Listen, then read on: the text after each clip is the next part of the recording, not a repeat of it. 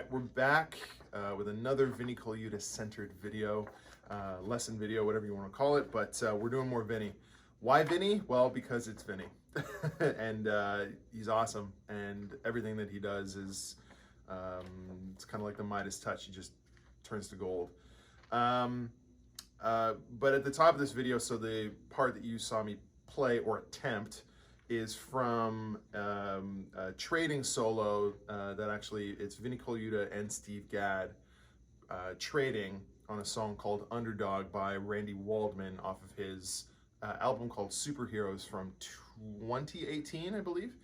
And there's some really cool videos. I'm gonna put a link in the description below to a couple of those videos. So firstly, there's a couple of centered videos that only show the trading, the final product trading, but there's another video out there of them actually at the Capitol Records studio in LA, laying down beds for that, and actually part of that solo is in the take of what they do in that video. So I'm going to put the link to those videos down below, so check them out. But anyway, I took a snippet from, I believe it's the second chorus of the trading, where Vinnie starts his solo or his trading portion, and he's essentially playing a sextuplet, continuous sextuplet groupings all the way through.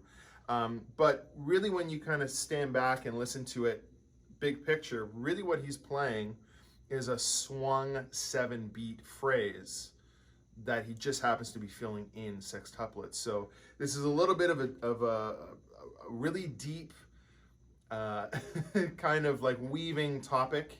It kind of takes a little bit of time to sort of break it down, but I'm going to make my best attempt. And as usual, I've done a PDF for this lesson, so if you want a copy to follow along with in this video, you can email me at aaronspinkdrums@gmail.com.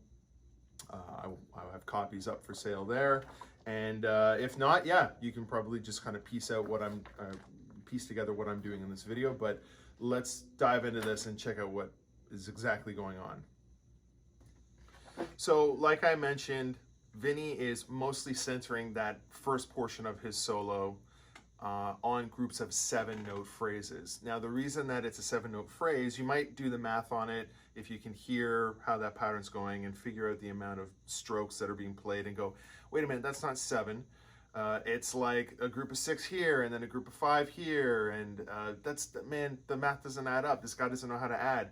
Well, you'd be right, but you'd also be kind of missing the whole big picture of this. So again, the reason I'm calling this swung 16th note phrases is because the parent grouping of the pattern is based on a group of 7 going floor, kick, snare, kick. So it's essentially doing a group of 3 and a group of 4 between those portions, kind of cycling through. So I'm going to do a 6-part breakdown of how this is going to work, starting with the basic phrase, modifying the sticking, adding in the kick in the different areas where we need it, reorchestrating that first pattern on the right hand to fit the floor tom. Then I'm going to be taking it and swinging the 16th notes and then filling in the gaps, so you can see the whole process of how it basically turns from a straight group of 7 into a swung 16th note group of 7. 1, 2, 3, 4, 5, 6, 7. 1, 2, 3, 4, 5, 6, 7.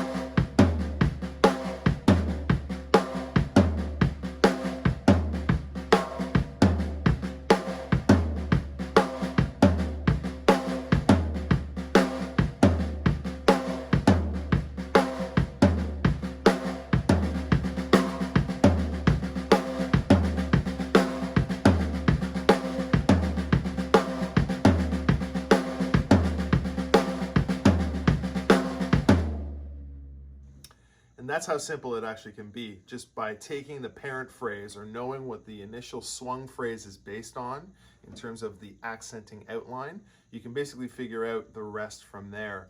So the interesting part about this is, though, like I had mentioned before, it's not actually 7 notes anymore once we fill in the gaps with all of those sextuplet notes. The left hand is basically just filling in every gap that it can between the accent points on the floor tom and the snare and the kick. So initially when you go through it, the first grouping is like a 3 between your right hand and your left hand, so right, left, left. Then you're going kick, left, left. So far, okay, 3 and 3. So we've got a group of 6 there between those 2 accent points from the floor tom and the kick over to the snare. Then from the snare, when it plays through, it's actually less by 1 note. It's actually a group of 5. Right, left, left, kick, left, coming back into it. So every time you cycle around on it, you're actually doing 1 less or 1 more note than the previous pattern before it. Bottom line, once you get the breakdown of that, though, I think you'll understand how it is that group of 7, just simply modified in terms of the feel that you're putting on it. And once you've got that down, the concept of it at least, you can basically start to do that on any odd phrase that you want. So one of my other all-time favorite odd phrases other than 7s is 5s. So you can do the exact same process for groups of 5. 1, 2, 3, 4, 5. 1, 2, 3, 4, 5.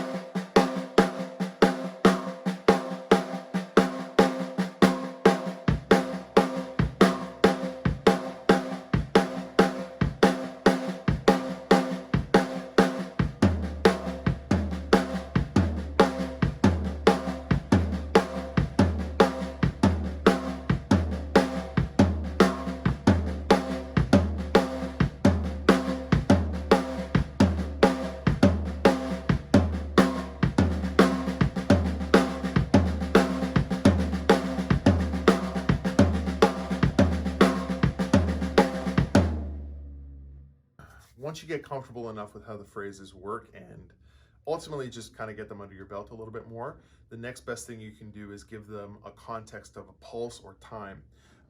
Vinnie in his solo is playing the swung phrases on 16th notes, which means that in his subdivisions, he's filling in the gaps on sextuplets.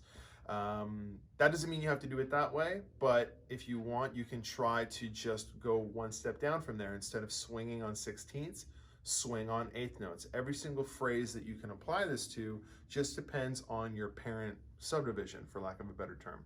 So to give you an example of this, here is a pre-recorded video that I already did from actually a post on my Instagram page, which was actually featured in Polynome, the Polynome app, which is the main metronome app that I tend to use. It's got a lot of great settings in it, plus a pre-setting that I have in their public library entitled Vinnie Swung 7s, which I recommend if you have Polynome, go check out that preset because it relates directly to what I'm doing in this video. 1, 2, 3, 4. 1, 2, 3, 4. 1, 2, 3, 4. 1, 2, 3, 4. 1, 2, 3, 4. 1, 2, 3, 4. 1, 2, 3, 4. 1. 1, 2, 3, 4. 1, 2, 3, 4. 1, 2, 3, 4. 1, 2, 3, 4. 1, 2, 3, 4. 1, 2, 3, 4. 1, 2, 3, 4. 1. So when that's all said and done and you've got that down as well, the next question is, okay, well, where do I go from here? Well, there's a lot of different creative ways that you can approach this. One is if you want an exercise that can help you to start to, I guess, get it even more under your belt, why not take the syncopation book? So Ted Reed's syncopation, page 38, and you can start running the concept or the, I guess, outline over top of that.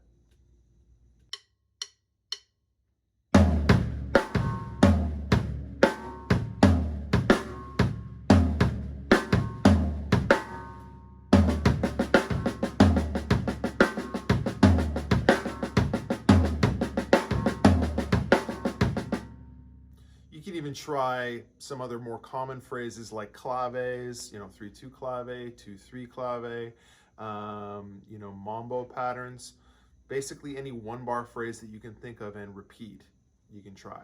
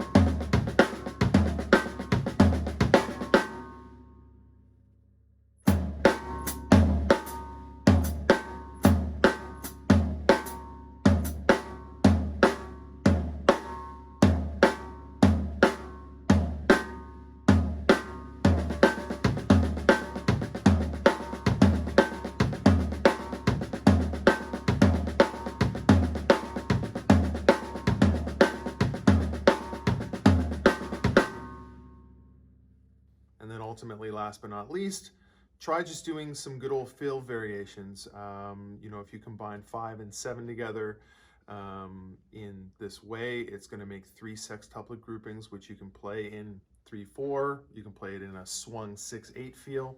You could even play them in 4-4, starting on beat 1 and finish off your phrase when you hit beat 4 with a different type of fill to complete the phrase, or do the opposite. Play a part on beat 1 that leads into the fill starting on beat 2. At the end of the day, what you can come up with is endless. It just all depends on your own creativity and what you can think of.